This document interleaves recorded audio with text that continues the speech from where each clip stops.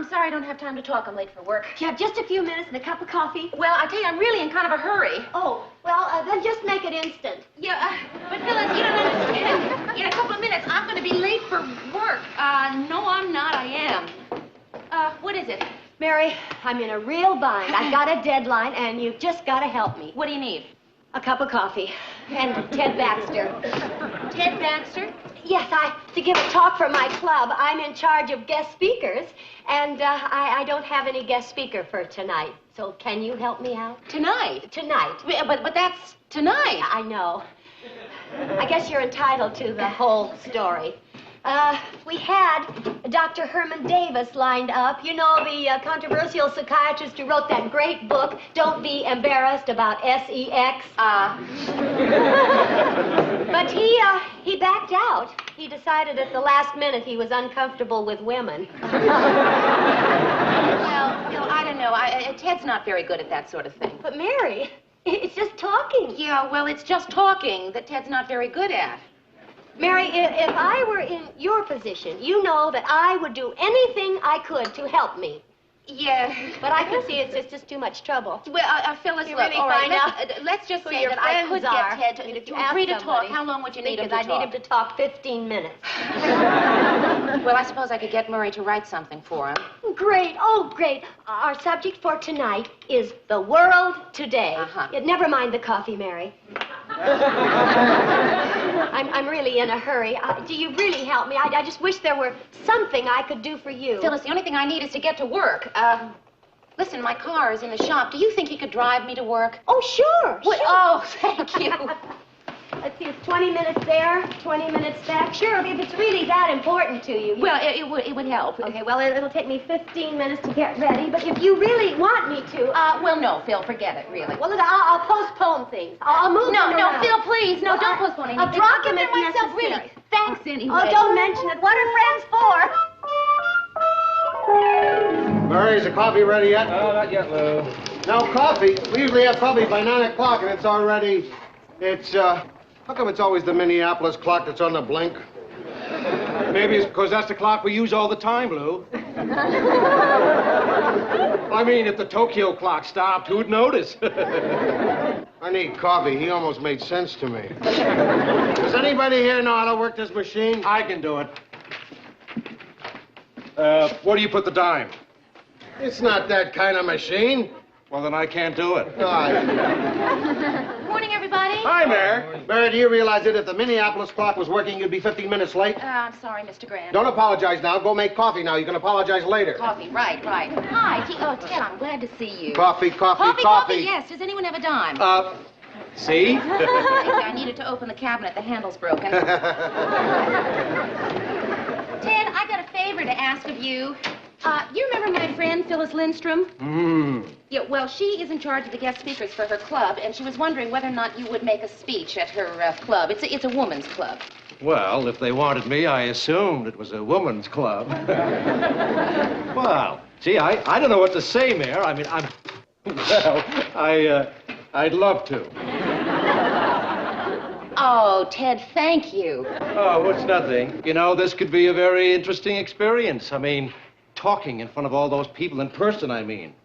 Now I'll be able to actually hear their applause instead of just knowing it's there. Ted, I don't know how to break this to you, but I don't think people sit at home at night applauding the 6 o'clock news. Murray. No, I know just what you're going to say. Would you write a speech for Ted? Well, Mary, I'd love to. Thank you, Murray. Mayor, when do those ladies want me to speak? Tonight. Tonight? Yeah.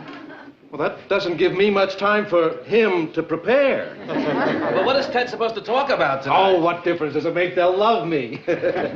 Why, I've gotten cheers by just simply cutting a ribbon at a supermarket opening. Well, that's because they didn't think you could do it.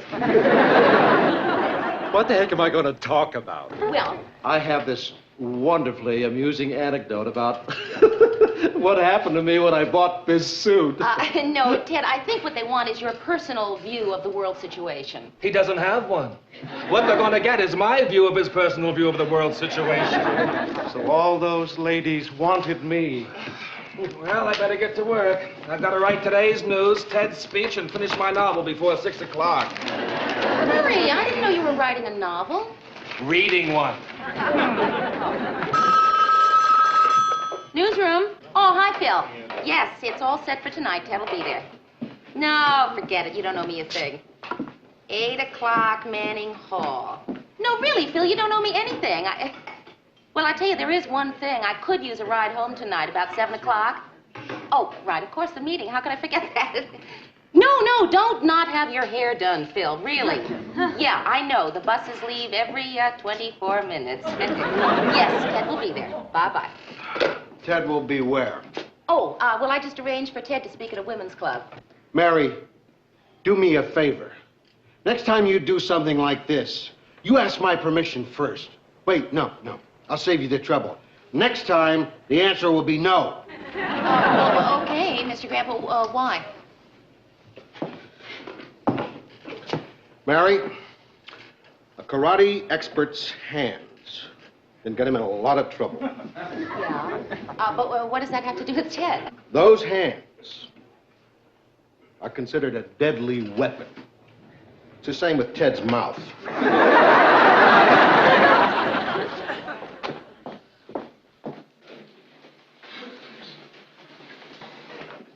Hello.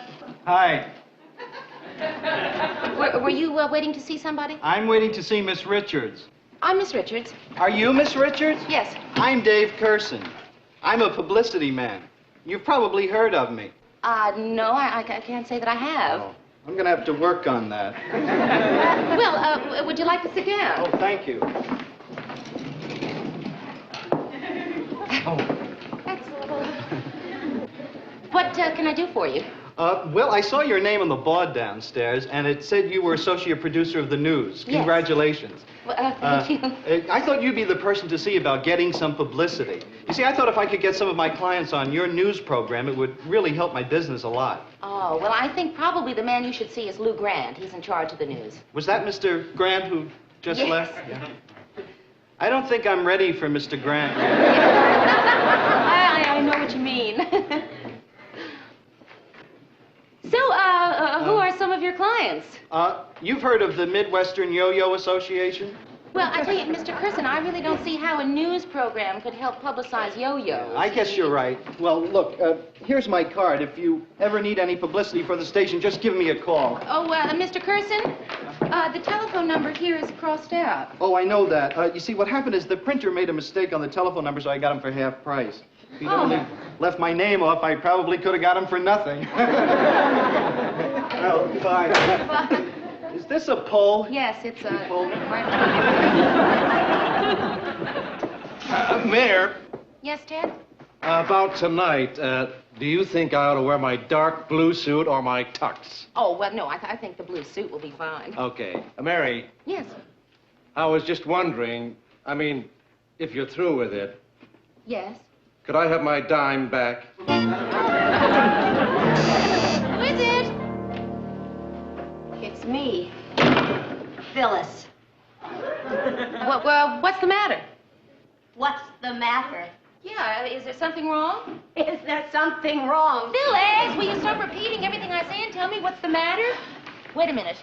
Ted, your club. How did it didn't go well, did it? Well, it didn't go at all. It just laid there. Mary, you could at least have warned me that he's never spoken in public before. Phyllis, I did. I told you. What happened? Well, he wasn't so bad in the beginning when he was reading his speech. I mean, at least he finished. We applauded. It was all very nice. And? And then Helen Edwards asked him a question. Well, was it a hard question? But yes, it was. It was, are you for or against women's liberation? Oh. Was he for it or against it? Well, we don't know. He just stood there with his mouth open like he was going to say something, And then a sort of glaze came over his eyes. He giggled a couple of times, said something nobody understood, and then he asked if there were any more questions. Were there? Well, yes. There were about an hour's worth of questions. And 2 minutes worth of answers. Poor Ted, he must feel just awful. Why don't you ask him? Well, I would, but it's a little late to call He's somebody. standing out in the 12 hall. In my hall? He didn't want to come in unless he had a personal invitation from you. Do you want to invite him in? Well, of course I do.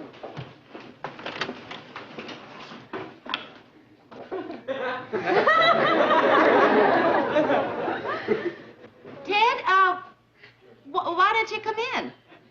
I don't know. Well, would you like to come in? I'm not sure. Could you phrase that so it's not a question? He seems to take orders rather well. Ted, get in here. Yes, Mary.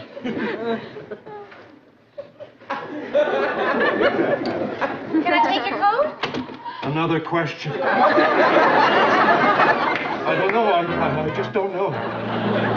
Hello, Mr. Grant. It's me, Mary. Mary Richards. Oh, not much. What's new with you? Well, yes, Mr. Grant, I do have a very good reason for calling you at 1 in the morning. I don't know how to say this. Why don't you just say it? I guess I'll just say it. Mr. Grant, a little while ago, Ted dropped by, and he was kind of upset, and, Mr. Grant, Ted's locked himself in my bathroom, and he won't come out.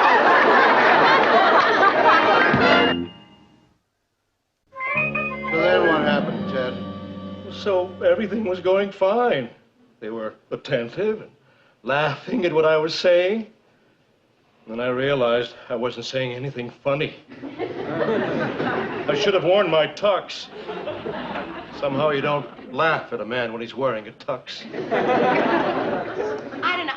I think you're blowing this whole thing up way out of proportion. No, he's not, Mary.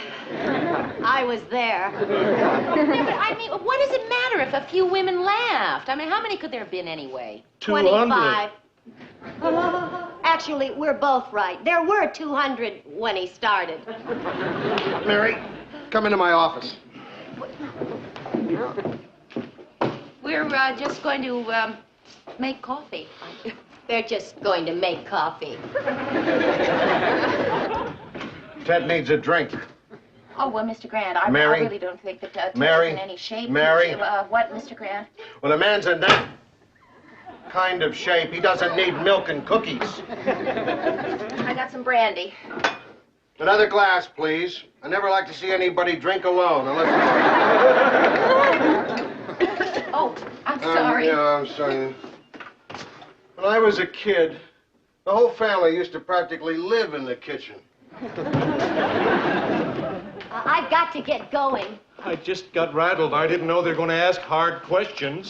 I tried to help him out by asking a question that I was sure he could answer. I asked him where he bought his suit. Well, how was I supposed to know? I own 3 suits. Ted, why didn't you just open up your coat and read your label? Oh, it's sure just easy to second guess. Everybody's a Monday morning quarterback. I'm telling you, Lou, I can't do it. I've lost my charisma. Whatever that is. Ted, you know, I know just how you feel. I was humiliated once. You were? Oh, yeah. It was the high school play, and we were doing Romeo and Juliet, and, well, you know the big scene, the final scene, when Romeo thinks that I'm dead, and I was lying out there, and Romeo was standing over me, and he had just plunged the dagger into himself, and I suddenly had to sneeze. I tried as hard as I could not to sneeze, and I did. I sneezed, and Romeo looked down and said, Gesundheit. And I looked up and ad-libbed, thank you. It was awful. A high school play, Mary. It's not the same thing. Oh, but no, Ted. My mother and father were sitting in the audience. So were mine. They were the first to leave. Ted, my point is that I survived, and so will you. Thanks, Mary, for trying to make me feel good. I wish you were better at it. I think I'll go home now. Ted, you're not going home. He isn't? I'm not? No. You're coming with me. I have a guest room. I'll drive you to work in the morning. It'll be nice. Thanks, Lou. I love you for that. Good night, Mayor. Good night, Ted. You know, Mr. Grant, that's really very, very nice. What's nice? It's the only way I can guarantee you'll show up for work in the morning. Besides, it's a great excuse to get my wife out of the guest room.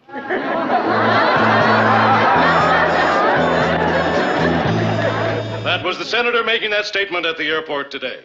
Ladies and gentlemen, a serious warning from the University of Minnesota's Atmospherics. Excuse me, ladies and gentlemen. Atmospherics Department. I'm sorry, ladies and gentlemen, Dale Wick, head of the Department of that department, announced that in 5 years, smog could reach legal proportions. Oh, lethal proportions. I'm sorry, ladies and gentlemen, I seem to be having a little trouble. I'm, just sorry. And now for the lighter side of the news. Population explosion. Oh, Lord, I'm sorry. Mary, get in here.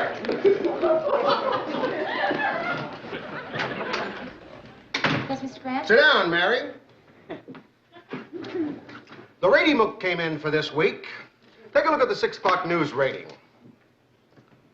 We went up. That's right. You know why? I'll tell you. Because people are tuning in to laugh at Ted Baxter. Or as he might put it, Bed Taxter.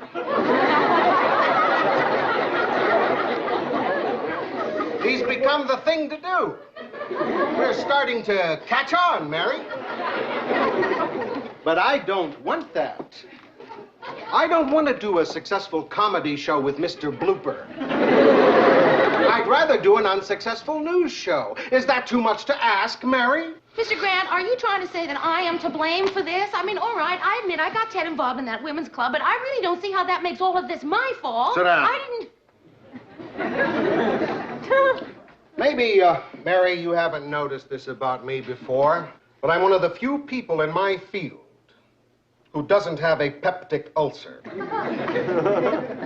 And one of the reasons for that is that I'm able to delegate blame.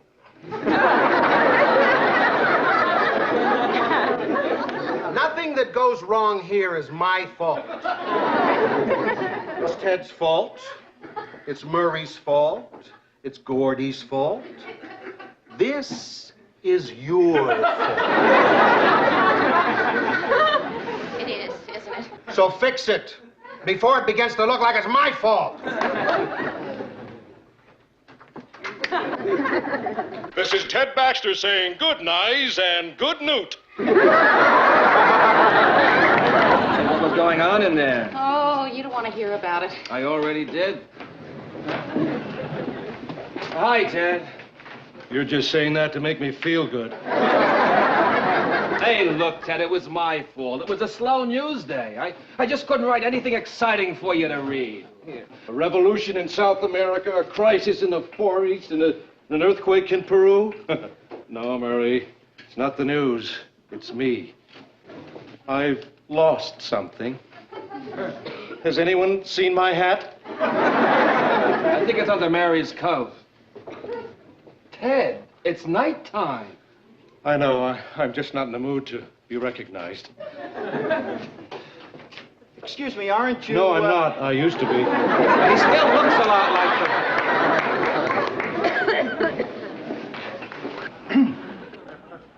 Hi, Miss Richards. Oh, hi. Remember me? Sure. You're, Dave Curson. Dave Curson. You remembered. Well, it looks like you're busy. I'll come back. No, I wasn't really. No, I was just about to close up shop. What can I do for you? Well, you see, I had this idea, and it's probably not a very good one. No, it's no good. Mr. Curson, why don't you let me hear the idea? Oh, well, it was an idea I had for the Midwestern Yo-Yo Association. Uh-huh. You see, they're having their Midwestern Yo-Yo Championships this Sunday, and I thought maybe your announcer, Paul Price, could accept their Man of the Year award, and then maybe he'd announce it on the 6 o'clock news, you know, if he'd like to. But it's not a very good idea. Never mind. Mr. Curson, I wouldn't say that. You wouldn't? I think I could get everyone on the station yo-yos, too. There's just one problem. You see, Paul Price is going to be covering the hockey game on Sunday. See, I didn't think But of no, it. wait a minute. What if we could get Ted Baxter? Oh, Miss Richards, do you think you could? Well, Good night, Mayor. Murray, do you think we could get Ted to accept a Man of the Year award? Well, sure, but who'd be dumb enough to give him one? The Midwestern Yo. Yo Association. Ted Baxter, Mr. Yo-Yo. Well, the shoe certainly fits.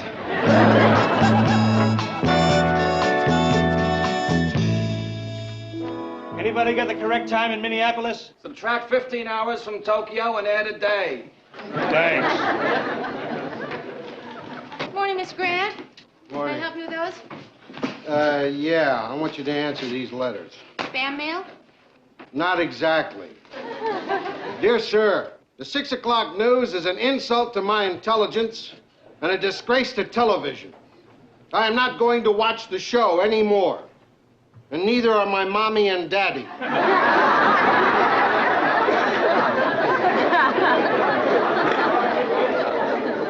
Did you ever get a hate letter written in crayon?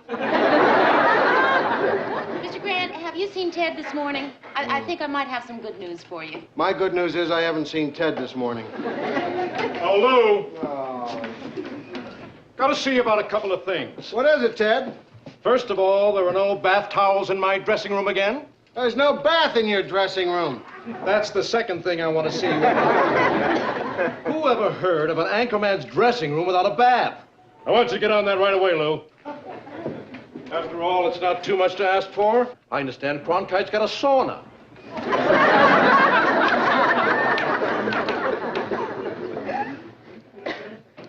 What'd you do? I got 600 people to give him an award. 600 people all applauding, and all Ted had to say was, thank you. Well, it sure worked. Ted's back in shape, and we certainly needed him back in shape. Ted's his old self again. He sure is. You understand, of course, why I can't bring myself to thank you for that.